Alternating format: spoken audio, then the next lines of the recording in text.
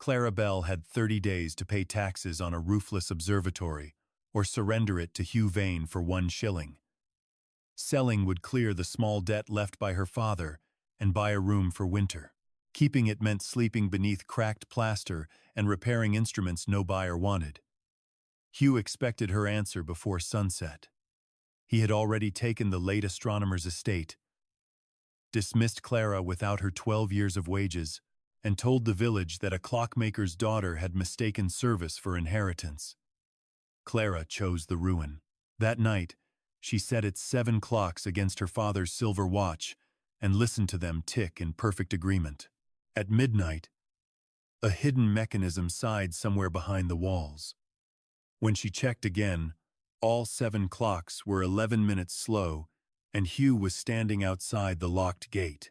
He held a dark lantern low beside his coat. The light caught the iron bars and the rain shining on the lane from Alderwick. Hugh did not call her name. He tried the gate once, then reached inside his glove for a key. Clara lifted her lamp. That lock came with the property. Hugh stopped. And the access lane did not. Open it. Why? I saw light. The dome is unsafe. The dome had no roof left to fall. A storm 6 years earlier had peeled away its copper skin and half the timber ribs. Hugh knew this. The damage appeared in the valuation he had waived before Clara that afternoon. He had come because something inside the observatory had moved at midnight. You offered me until sunset, she said. Sunset has passed. His hand tightened around the key. You cannot pay the rates. In 29 days, I shall own the place again, without paying even the shilling. Then there is no reason to visit tonight. For a moment, his pleasant public expression disappeared. Clara saw the anxiety beneath it. Then he smiled, wished her comfort in the rain, and returned down the lane without attempting the lock again. She waited until the lantern vanished before going back inside. The 7 clocks had resumed, but the 11 missing minutes remained. Each showed 12:14, while Samuel Bell's watch showed 12:25. Clara reset them and watched their pendulums. Their beats were too even for a shared fault. Different makers, different ages, different escapements, yet the same loss. Her father had taught her that identical errors rarely came from identical damage. They came from a common instruction. The observatory stood on Cairn Hill, above the Shropshire village of Alderwick. Its central tower held the broken dome and transit telescope. 7 narrow instrument bays opened around it like spokes. A low-keeper's cottage leaned against the western wall, its chimney cracked, roof patched with turf, and pantry floor soft with rot. The will granted Clara the tower, cottage, 6 acres of rough grazing, and every instrument fixed to the masonry. It also carried £6, 14 shillings in unpaid local rates. Her father's remaining debt was £5 and 13 shillings, owed to the owner of the shop Samuel had rented before his death. Hugh's deed named 1 shilling as the purchase price. A separate letter promised to discharge the rates and Samuel's debt and give Clara £1.10 as a servant's gratuity. She could rent a room for winter and survive a few weeks. She could not build a trade from it. The larger injustice was harder to prove. For 12 years, Elias Vane had paid Clara food and lodging, but retained £10 of her annual wages in an account he promised would be settled when she left his service.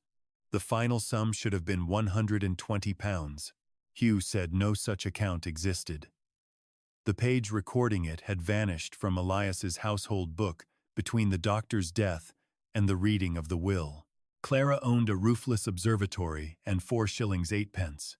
She spent her first night in the telescope room because it was the only space with a door that closed. Rain fell through the open ribs of the dome into buckets and cracked lens cases. The cottage stove smoked. Wind pressed cold fingers through the missing panes. Clara wrapped herself in a wool curtain and kept her father's watch beside her cheek. At 1 in the morning, the clocks agreed with the watch. Their lost minutes had been restored without anyone moving the hands. Clara inspected the nearest case. Behind its ordinary movement, a secondary spring had advanced the minute wheel 11 divisions. A copper contact protruded through the backboard and disappeared into the stone. The clocks had not failed. They had waited, then caught themselves up. In the morning, frost edged the puddles beneath the dome. Clara traced the copper wire from one case to the central telescope pedestal, where it entered beneath a broad brass collar. 11 shallow marks had been filed into the collar. The last was deeper than the rest. Samuel used such marks to count the stages of a repeating movement. Someone had rubbed lampblack across them recently, trying to make the cuts visible. Hugh had been searching before she arrived. He had known where to begin, but not how the mechanism worked. Clara cleaned the cottage before she searched further. Mystery would not keep out November rain. She dragged ruined bedding into the yard, braced the pantry floor, and cleared a bird's nest from the chimney.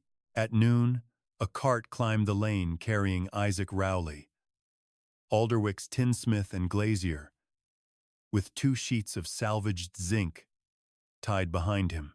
"Mr. Vane asked whether you were still here," Isaac said. He was a square man with a careful beard and hands scarred by sheet metal. "I told him smoke generally means occupation." "Did he send you?" "Mrs. March did. She said a woman should not freeze merely because a Vane expects it." Isaac examined the cottage roof. The sound half could be made weatherproof for £2 if Clara accepted used slate and did much of the carrying. The dome would cost at least 30. He offered no false hope about it. "Can you repair clocks?" he asked before leaving. "Yes." He placed a dented railway watch on the table. "Make that keep the same hour twice, and we will discuss credit." The balance staff was bent, the hairspring greasy, and one jewel cracked. Clara had no lathe, but Samuel's pocket roll contained a burnisher and 2 unfinished staffs. She shaped the closer one by hand, polished the pivots against the back of a china plate, and replaced the jewel with a spare from a movement Elias had discarded. By late afternoon, the watch held a clean beat. Isaac listened to it beside his ear. "Your father repaired signal clocks for the Western Counties line. He repaired anything that paid. Not after the Alderwick collision." Clara's file stopped. Samuel had died in that collision 12 years earlier. The railway said his carriage struck a goods train because signalman Jonah March cleared the single track too soon. 12 people died, including Samuel. Jonah was dismissed, prosecuted for negligence, and died before his sentence ended. "What has that to do with the observatory?" she asked. Isaac looked toward the tower. 7 clocks, 7 cabins on the old branch. Ask Jonah's widow why she sent me. Mrs. Lydia March ran a tea counter beside Alderwick Station. She was thin, silver-haired, and unsmiling. When Clara introduced herself, Lydia set down a chipped cup and studied the Vane servant's dress Clara still wore because she owned no other winter clothes. "You lived under Elias Vane's roof," Lydia said. "I worked there. His brother owned the railway that blamed my husband, and my father died on that train." The answer did not soften her. It made her listen. Clara asked about the 7 cabins. Lydia pointed along a faded route map. Alderwick, Fencross, Redbrook, Upper Lye, Matters End, Turngate, and Moreland Junction. Before the collision, each cabin had received time from Cairn Hill Observatory through the telegraph line.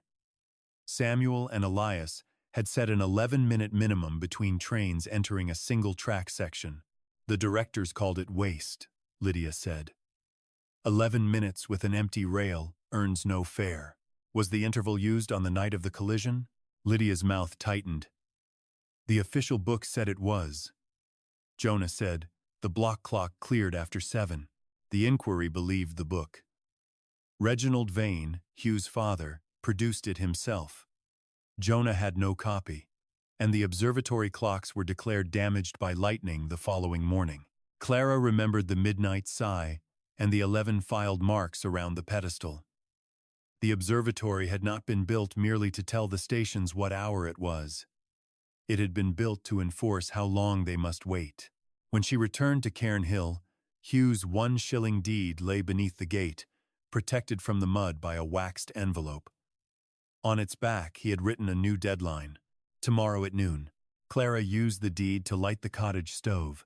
Hugh arrived at 12 with Mr. Crowell, the parish assessor, expecting surrender. Instead, he found Clara repairing the eastern bay window with Isaac's salvaged zinc beneath the sill and a length of oiled cloth over the missing glass. "You destroyed a legal offer," Hugh said. "I declined it warmly." Crowell hid a reaction behind his hand. He was a dry man whose loyalty belonged to entries, not people. Clara asked him to explain the rate demand. £4 covered 3 unpaid quarters assessed while Elias owned the building. £2 14 covered the present half-year. Hugh had allowed the arrears to attach to the bequest while keeping the rents that should have paid them, properly chargeable to the owner at the due date. Clara said, "Recoverable from the premises." Crowell corrected. "Ownership and liability do not always arrive together." He would not erase the debt, but he agreed to inspect the ruined cottage and reconsider the current assessment. Hugh objected until Crowell reminded him that a roofless scientific building had been valued as if occupied. "You have gained an inspection," Hugh told Clara. "Not £6. I gained 1 day without selling. She gained others by working." Isaac sent a brewer's clock and 3 cheap watches. Lydia brought the station tea-counter dial, but withheld Jonah's signal clock, which she kept locked in a trunk. A farm bailiff arrived after dark with an 8-day movement and asked Clara not to mention his name. For each repair, Clara wrote the defect, parts, charge, and date in a new account book. She would not let another vanished page decide what her labor had been worth. Within a week, the western cottage room had dry walls, 1 glazed window, and a patched roof. Clara paid Isaac 9 shillings and owed him £1.11. She bought coal, bread, and a second-hand blanket. Her earnings left £1 3 toward the rates. The 7 observatory clocks were more generous with evidence than money. Behind each dial, Samuel had fixed a narrow brass plate stamped with a station initial. The Alderwick plate bore A, Fencross F, and so on. A notched wheel counted minutes after a train entering signal. At 11, an electrical contact should have released the next section. Every wheel was intact except the one marked A. Someone had once filed its stop back to 7, then soldered an extension over the damage. The solder was Samuel's work. His triangular joint remained visible beneath later corrosion. He had repaired the shortened interval instead of designing it. Clara found a second mark on the clock's recording arm. A tiny bell, surrounded by 2 dots. Samuel used that symbol for a witness part, a component meant to preserve what a mechanism had done after hands and dials were altered. At the base of the recording arm was an empty spindle. Something had once turned there. Most likely a paper ribbon. None remained in the visible cases. Lydia came to the observatory on the 9th day. She inspected the patched cottage without praise, then opened the cloth bag she carried. Jonah's signal clock had a splintered oak case and a cracked dial. The movement stopped at 10:18, the reported time of the collision. The inquiry said Jonah broke it after realizing his mistake. Lydia said, "He said a railway officer struck it from the shelf." Clara removed the case back. The pendulum suspension had snapped from impact, but the going train was undamaged. Beneath the dust lay the same 11-minute wheel used in the observatory clocks. Its stop had been filed to 7. Unlike the observatory repair, no extension had been soldered back. Someone had shortened the cabin's safety interval before the collision. The case contained another surprise. A curled slip of paper clung behind the dial, protected from damp by the brass dust cover. It carried 7 punched groups, 1 from each station, followed by 4 blank minute spaces. Clara could not yet read the groups, but Samuel's bell and dots mark appeared at the margin. "Jonah told me the machine could testify," Lydia said. The magistrate laughed. Clara repaired the suspension and cleaned the train without moving the hands from 10:18. When she wound the clock, the minute wheel advanced to the 7th notch and released. It had done exactly what Jonah claimed. "I cannot prove who filed the stop," Clara said. "I can prove it was altered." Lydia touched the cracked dial. "Then prove the rest." She gave Clara Jonah's private signal notebook. Most pages recorded weather, freight delays, and lamp oil. The final week listed planned intervals of 11 minutes. Beside the date of the collision, Jonah had written, "New instruction from RV7, until mail clears." Objected. Mr. Pike witnessed. RV was Reginald Vane.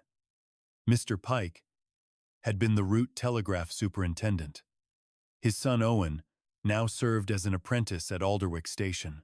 Clara carried copies to Mr. Harland, a solicitor whose office occupied 2 rooms above the saddler.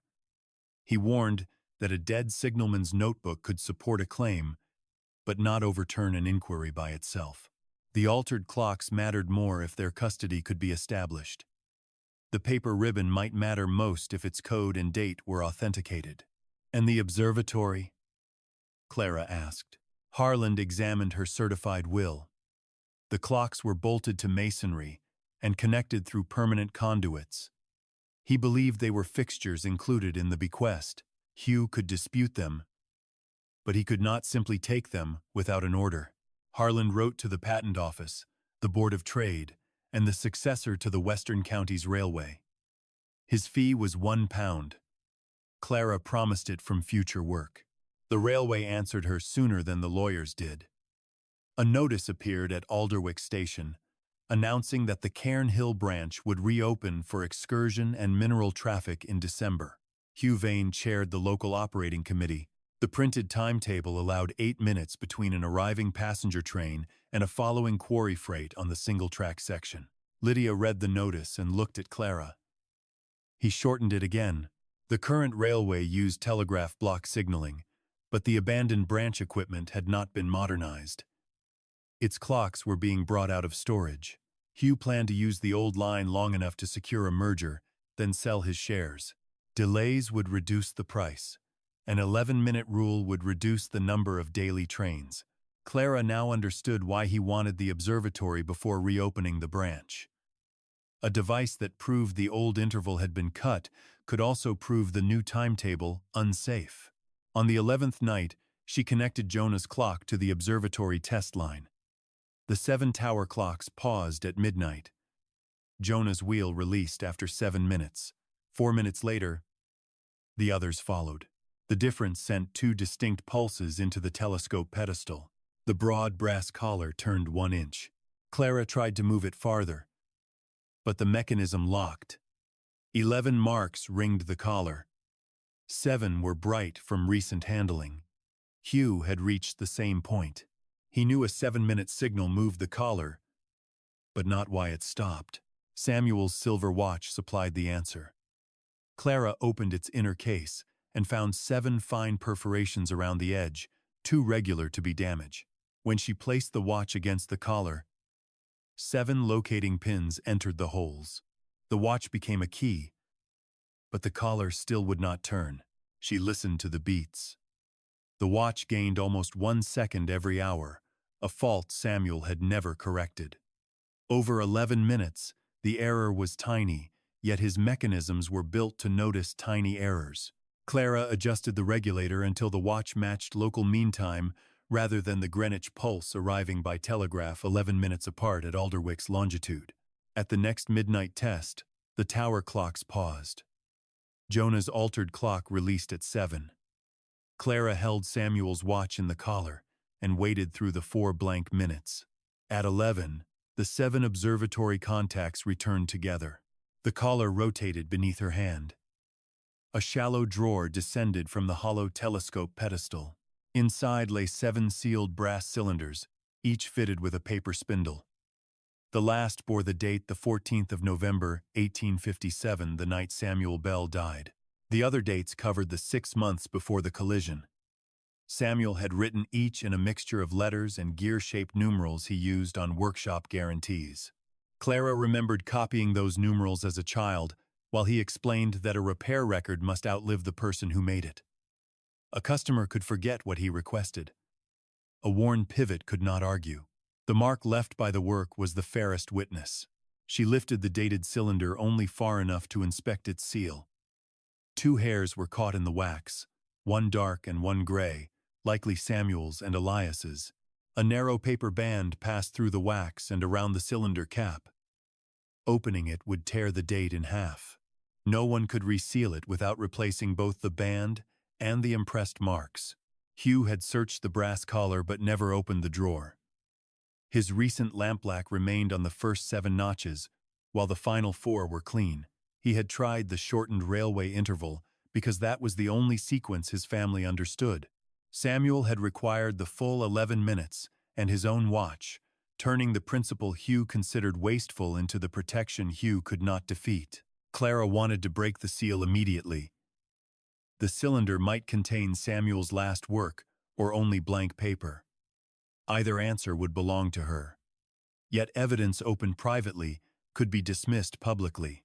She wrapped the cylinder again and returned it to the drawer. Clara did not break that seal. For 12 years, powerful men had dismissed Jonah's account as a widow's invention and Samuel's work as a tradesman's repair. If Clara opened the cylinder alone, Hugh would say she had placed anything found inside. She closed the pedestal, reset the collar, and slept with a chair beneath the cottage latch. Mr. Harland came the next morning with Lydia and Crowell. Isaac attended to identify the condition of the building. Each man signed a description of the sealed cylinders before Clara removed them from the drawer.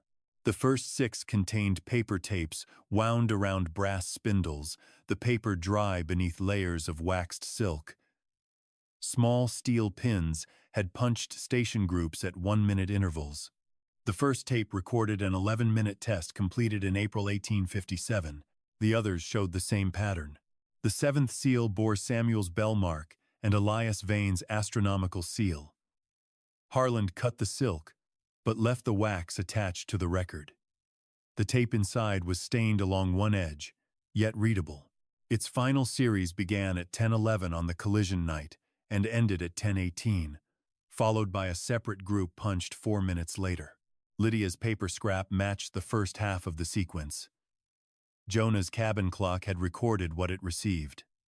The observatory cylinder had recorded what every cabin returned. They still lacked the code plate that assigned each punched group to a station in action. Without it, Hugh could claim the marks meant anything. At the bottom of the cylinder lay a narrow copper strip engraved with Samuel's handwriting. A returning signal cannot be changed by changing the clock that sent it. 7 answers are 7 witnesses. The words explain the design but not the punches. The recorder had 2 channels. One followed the interval clock. The second waited for independent electrical returns from each cabin. A director might alter the clock from 11 minutes to 7. He could not alter 7 separate acknowledgments already impressed into paper at Cairn Hill. Harland sealed the accident tape in a document case. This establishes that a record existed before today. We still need someone qualified to interpret it, and records outside this building to support the interpretation. Owen Pike's father built the telegraph cabinets, Lydia said, and died 5 years ago. Clara replied, but his workshop was never cleared. Owen lived with his mother above the old superintendent's shop near Fen Cross. He was 17, quick with wire, and cautious around anyone connected to Hugh. When Lydia showed him Jonah's notebook, he unlocked his father's cabinet. Inside were route diagrams, spare keys, Morse alphabets, and a bundle of brass templates used to punch station identifiers. One template was missing. Its space was labeled Cairn Hill Witness Code. Owen remembered seeing it in the railway committee room at Vane House after his father died. Hugh possessed the legend Clara needed. The patent office reply gave her something he did not. Samuel Bell and Elias Vane had filed provisional protection in 1856 for a reciprocal electrical apparatus governing railway intervals and preserving acknowledgments. The application lapsed after Reginald withdrew the fee, but the specifications and drawings remained on record under both names. Harland requested certified copies. Hugh came to Cairn Hill before the copies arrived. This time he offered £30, payment of Samuel's small debt, and 6 months' wages if Clara signed a release abandoning every other claim against the Vane estate. "You denied that any wages were owed," she said. "I am offering a settlement to spare us both expense. You are offering half a year because the missing account records 12. He glanced toward the telescope pedestal. "You have found a collection of obsolete paper. The railway has improved since my father's day. Your new timetable allows 8 minutes on a line where 11 once failed. The collision was caused by a negligent signalman. Then why do you need my release?" Hugh withdrew the offer. Before leaving, he reminded Clara that his estate owned the lane. The following morning, a chain and padlock blocked the cart entrance. The deed granted pedestrian access, but said nothing about wagons. Isaac could carry Slate up the footpath one piece at a time. He could not bring his cart. The obstructions slowed repairs and increased their cost. Clara responded by opening the cottage workshop to customers every Thursday. People who would not climb for justice climbed to save a sixpence. She repaired kitchen clocks, watches, a church-striking train, and 3 shepherd's alarms. Crowell's inspection reduced the current half-year assessment by £1 4 shillings, but the £4 in old arrears remained. With 13 days left, Clara was still short by £2 3. Then Owen brought the trial schedule for the reopened branch. On November 24th, an inspection carriage would leave Alderwick at 2:10. A quarry freight would enter from Fen Cross at 2:18. The listed running time between them was 9 minutes in fair conditions. The timetable placed 2 trains in one section for at least a minute. "Hugh says the inspection carriage will run fast," Owen said. "Schedules exist because trains do not obey hopes," Clara answered. The new cabin clocks had 7-minute release wheels taken from storage. Owen had been ordered to fit them. Refusal would cost his apprenticeship. Obedience could make him the next Jonah March. Clara could send the schedule to the Board of Trade and wait. By the time an inspector read it, the trial would be over. She could show the accident tape publicly, but without the code legend, Hugh would call it meaningless and might secure the observatory before she completed the proof. Or she could restore the old return circuit and make the line testify in the present. Wire, 2 galvanic cells, and replacement relays cost £1 17 shillings, the money reserved for the rates. Clara bought them. Isaac and Owen carried the materials up the footpath after dark. Lydia operated the Alderwick key, while Owen repaired the Fen Cross return. Clara rebuilt the observatory transmitter using Samuel's drawings and the 7 clock contacts. On the morning of the trial, all cabins returned to test except Fen Cross. Its line registered an occupied section, even when the track was empty. Hugh ordered the station master to ignore the observatory circuit and use the timetable. At 2:10, the inspection carriage departed Alderwick. Clara watched its station contact punch the paper at Cairn Hill. At 2:17, Fen Cross sent a clearing pulse. Although the first carriage had not yet arrived, the clock had released automatically after 7 minutes. No human signal followed it. Clara closed the emergency contact. A red lamp appeared at Fen Cross, and the quarry freight remained at the platform. Hugh ordered Owen to clear it. Owen kept both hands away from the key. The inspection carriage entered Fen Cross at 2:20. Had the freight left at 2:18, both would have occupied the curve south of Red Brook, hidden from one another by a cutting. No collision occurred. Passengers inside the inspection carriage knew only that their tea was delayed, but the station master, the freight crew, Lydia, and 3 quarry owners saw exactly why the old system required independent returns rather than a clock that cleared itself. Hugh arrived on the evening train and dismissed Owen before stepping from the platform. He accused Clara of unauthorized interference with railway signals and announced that the committee would seek an injunction against her observatory. "You held a train without authority," he said before the gathered crews. "Your own carriage was still in the section. That is not your judgment to make. It was not the clock's judgment either. Your 7-minute wheel made it." The quarry owners began asking Hugh who had approved the timetable.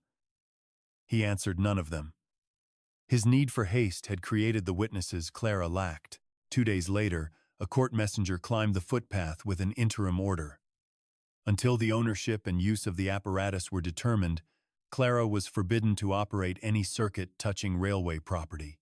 3 observatory clocks alleged to belong to the Western Counties Successor Company were to be removed for safekeeping. The men sent to take them arrived before Harland could challenge the order.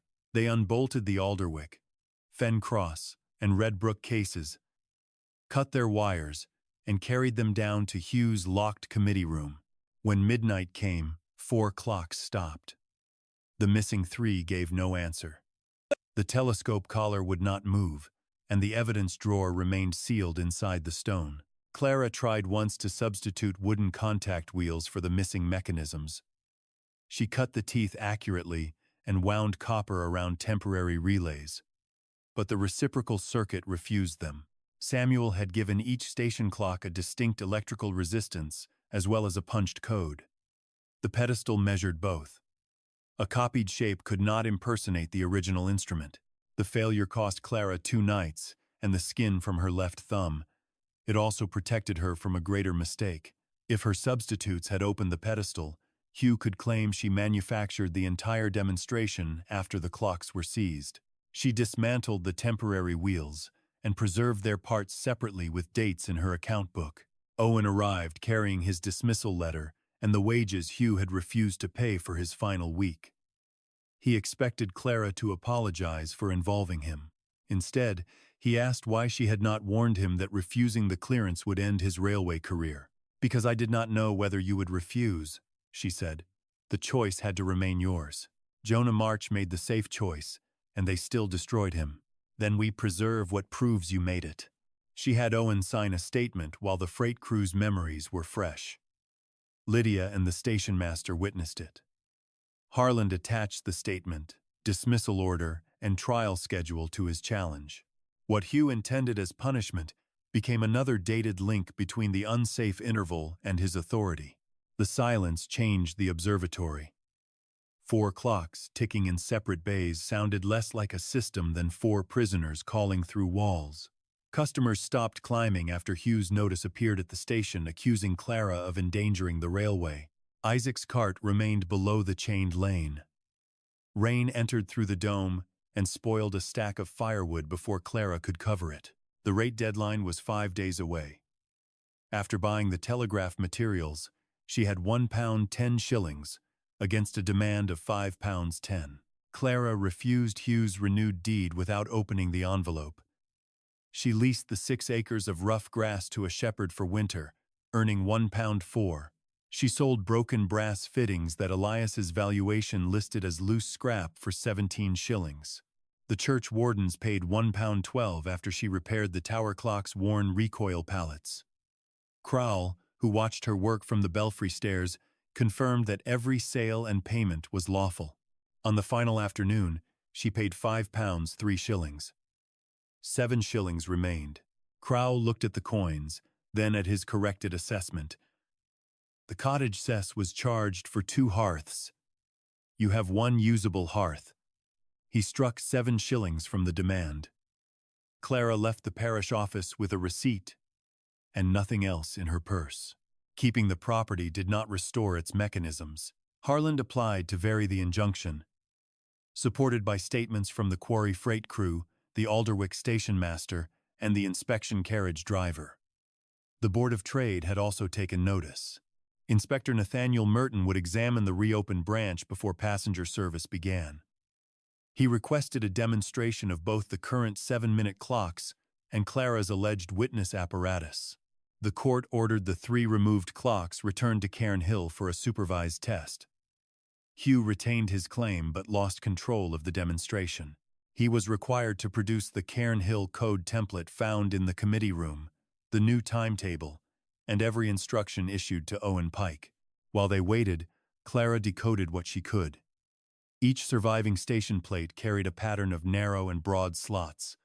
Those patterns matched groups punched on the accident tape. Certified Patent Office drawings supplied the 3 missing groups.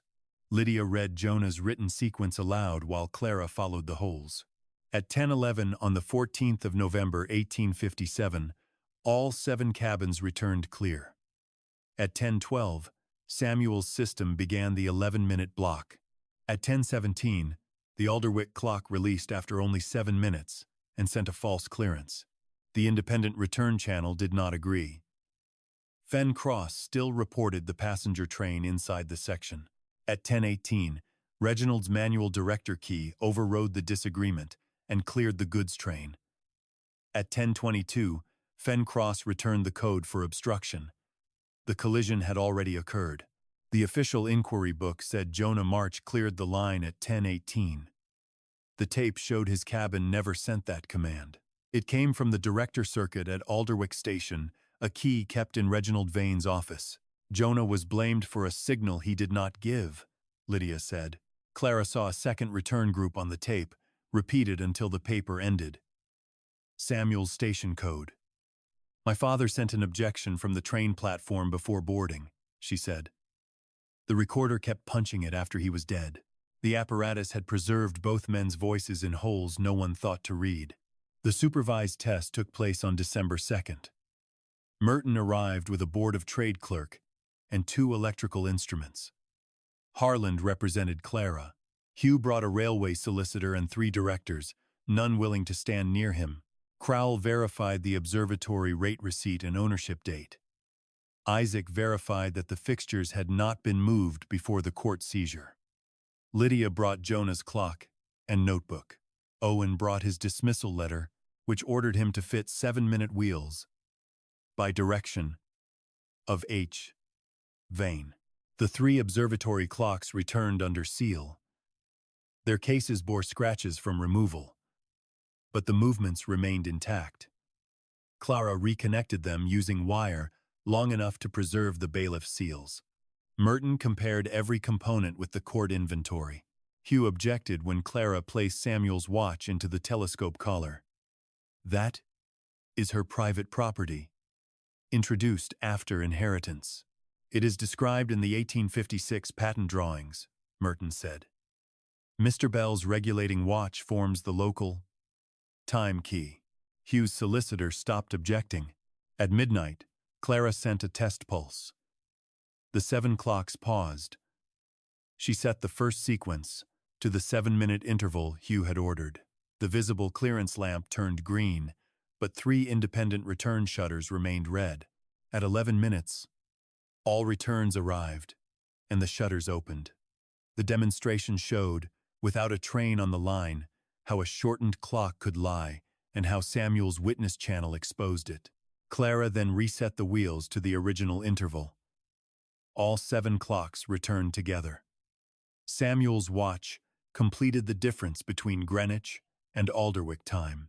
The brass collar rotated, revealing the cylinder drawer. Merton authenticated the punch patterns against the code template Hugh had been forced to produce. The accident tape recorded the same independent returns as the apparatus before them. The test should have ended there. As Clara replaced the 7th cylinder, she felt resistance beneath its spindle. A second latch lay below the drawer, inaccessible, unless all 7 cylinders were seated in station order. Samuel's engraved sentence had been an instruction. 7 answers are 7 witnesses. Clara arranged the cylinders by their return codes. The latch released. A lower copper casket slid from the pedestal and stopped at her knees. Unlike the first drawer, it bore an ordinary Chubb lock. Harland held a key that had arrived with the certified patent papers, sent by the successor firm to Elias's former solicitor. The key number matched the lock. Inside were partnership articles, bank certificates, a railway relief covenant, and 2 account books wrapped in tarred cloth. Samuel and Elias owned the reciprocal signaling design in equal shares. The relief covenant required part of every licensing payment to support families harmed if a director disabled the 11-minute safeguard. Bank certificates showed £280 reserved for that purpose, but frozen after Reginald declared the device defective. One account book carried Samuel's unpaid royalties. The other contained Clara's name on 12 successive yearly pages, each crediting £10 retained from her wages. Elias had signed every entry. A memorandum instructed his executor to pay the full balance before distributing the residue of his estate. Hugh had removed a summary page from the household book. He had not known Elias kept duplicate accounts inside the observatory. The final packet contained Elias's statement. He wrote that Reginald had threatened to close the branch, dismiss 30 families, and prosecute Jonah unless Elias supported the official account. Elias yielded, believing he could preserve the records and expose the truth later. Later became years. After Reginald died, Hugh inherited his railway position and warned Elias that any accusation would be called the confusion of an aging man. Elias lacked the courage to speak publicly, but he restored Samuel's 11-minute wheels, secured the trust records, and placed the observatory in Clara's name. Beneath Elias's statement lay 3 pages in Samuel's hand. They were not a farewell. He had written them a week before the collision as instructions for the witness recorder. The first explained the independent return circuit. The second listed the exact resistance of each station clock. The third addressed Clara as if she were still beside him at the shop bench. He reminded her of the day she caught a customer turning back a minute hand to conceal that he had delivered a watch late. Samuel had told her then that a dial displayed what its owner wished people to see, while the movement preserved what truly happened. The reciprocal recorder came from that lesson. Directors controlled the public clock and the official book. They did not control the 7 returning lines. Samuel wrote that the silver watch would become Clara's when the observatory work was finished. He had drilled the locating holes because her fingers already knew its regulator better than his did. He expected to teach her the recorder during winter. Instead, she received the watch with his effects after the collision and spent 12 years believing it was merely the last object he had carried. Clara pressed her thumb over the small oil mark at the page corner. Her father had not hidden a fortune for a favored heir. He had built a system that trusted evidence over rank and expected his daughter to understand it. The distinction mattered. It turned her skill from an inheritance Hugh could belittle into the reason the inheritance could speak at all. He did not ask forgiveness. He wrote that silence had made him comfortable while Samuel's child served at his table and Jonah's widow carried disgrace. The observatory was not compensation. It was the one place where Clara could make the witnesses answer in their own order. Clara closed the statement. She felt neither gratitude nor triumph. Elias had preserved the truth and postponed its cost until he was safely gone. She would use what he left without calling his delay honorable. Across the room, Merton asked Hugh whether he wished to explain why his reopening orders repeated the same shortened interval that preceded the 1857 collision. Hugh looked at the 7 clocks. Old machinery can be made to say whatever its operator desires. Merton placed the accident tape beside the fresh test strip. The independent station groups matched hole for hole. Not when 7 separate lines answered before the operator was borne into his office, he said. Merton suspended the branch reopening before leaving Cairn Hill. The quarry freight could continue under staff and ticket working at reduced speed, but no passenger train would enter until the clocks, return lines, and operating rules passed a second inspection. Hugh protested that the delay would destroy the proposed merger. Merton replied that a merger was not a railway safety device. Public judgment took longer. The accident tape proved what the apparatus recorded, but Jonah's conviction had rested on an official inquiry. Harlan petitioned for the record to be reviewed and sent copies to the families of every person killed or injured in 1857. The successor railway searched its archives under Board of Trade direction. In a box labeled obsolete telegraph expenses, a clerk found the 1,856 license between the Bell Vane Partnership and Western Counties Railway. It named the observatory clocks as privately owned witness instruments and granted wagons permanent access over Vaneland for maintenance. Hugh's chain across the lane came down by court order. His claim to the 3 clocks collapsed with it. The archive also held Reginald's director key register. The override mark at 10:18 matched the separate punch on Samuel's accident tape. A committee minute recorded Reginald ordering 7-minute wheels for experimental economy 3 days before the collision. The next meeting's minutes had been removed, but an invoice showed Samuel billing the railway for restoring 11-minute stops immediately afterward. No single paper carried the whole truth. Together, the patent drawings, license, altered clock, independent return tape, director register, invoice, Jonah's notes, and modern trial formed a chain Hugh could not break by insulting its weakest link. The railway shareholders met in Alderwick's Corn Hall in January. The room had once hosted the inquiry that condemned Jonah. Lydia sat in the first row, wearing the same black brooch she had worn 12 years before. Isaac, Owen, Crawl, the quarry owners, and railway crews filled the benches behind her. Clara stood beside the reciprocal recorder with Samuel's watch in her pocket. Hugh spoke first. He described the 7-minute schedule as an unfortunate clerical draft, and his seizure of the clocks as a reasonable attempt to protect company property. He argued that modern telegraph discipline made Samuel's mechanical interlock unnecessary. Merton asked why, if the system was unnecessary, Hugh had ordered its clocks shortened rather than removed. Hugh said delay discouraged trade. The answer was honest enough to ruin him. Clara demonstrated only once. She set a clock to clear at 7 minutes. The green route lamp appeared. The independent shutters remained red until all station returns arrived at 11. Then she placed the 1,857 tape beside the new one and let the shareholders compare the patterns themselves. Lydia did not ask them to mourn her husband. She asked the secretary to read the line in which the inquiry said Jonah had sent the 10:18 clearance. Merton then read the director key register showing that Reginald had sent it. The corn hall grew quiet enough for the recorder pins to be heard dropping against fresh paper. The shareholders removed Hugh from the operating committee and canceled his authority over the branch.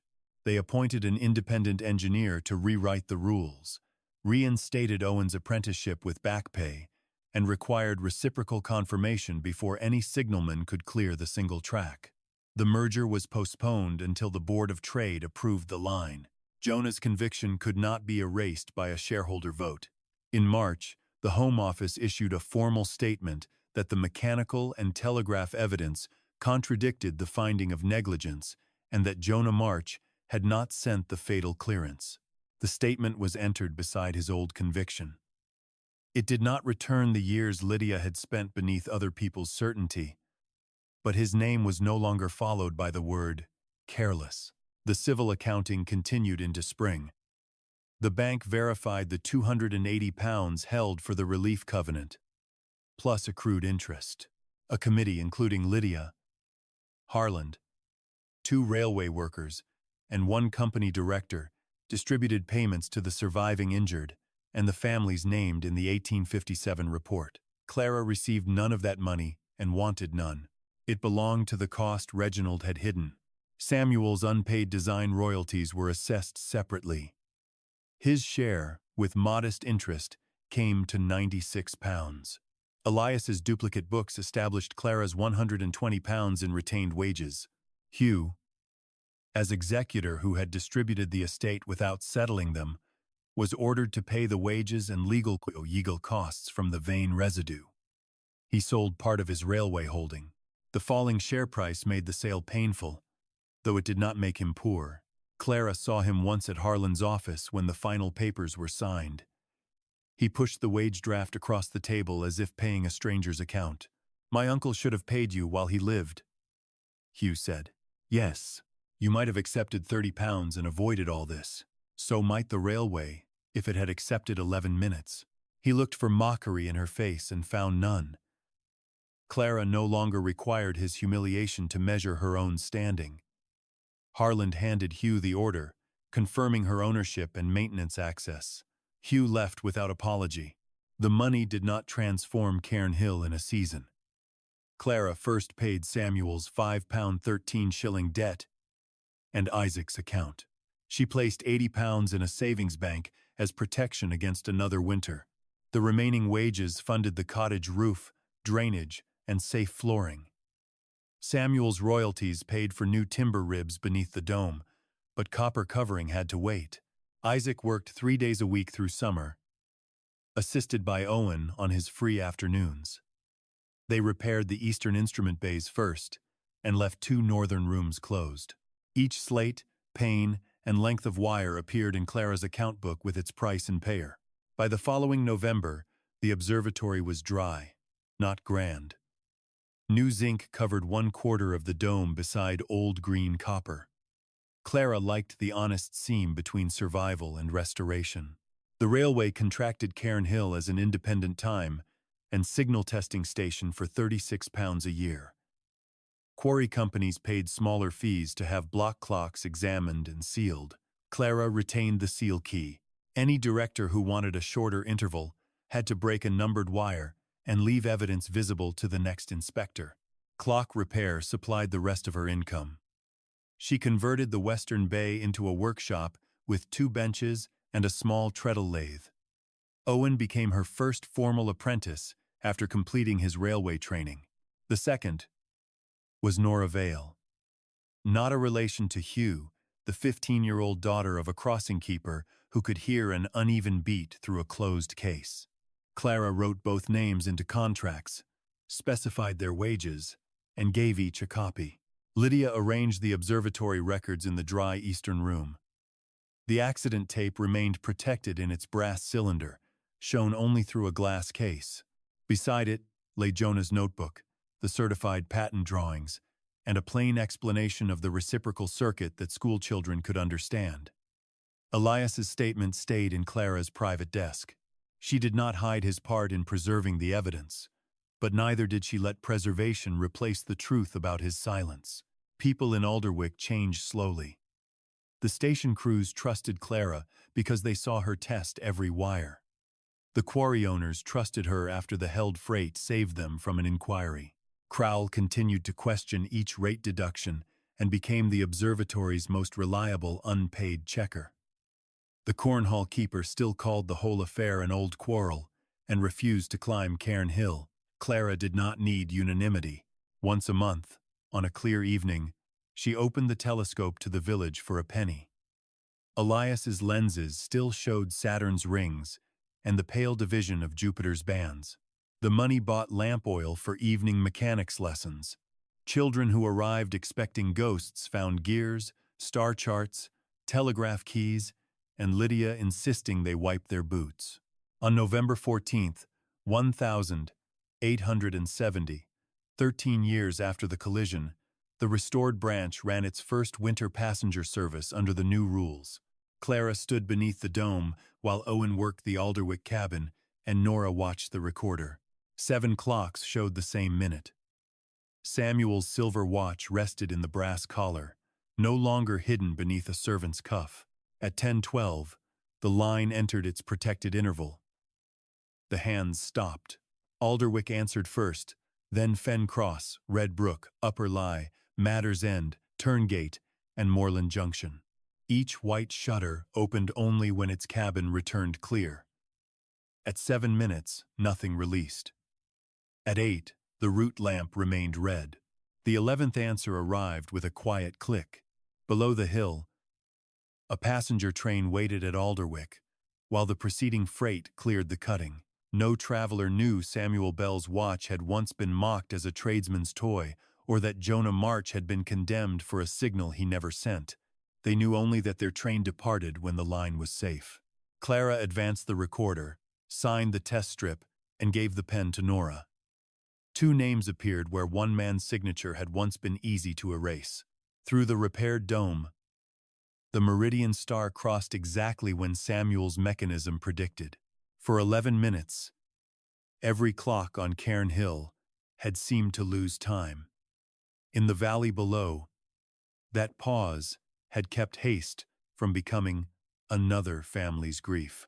When the final shutter opened, the clocks moved together, and the train moved only after them.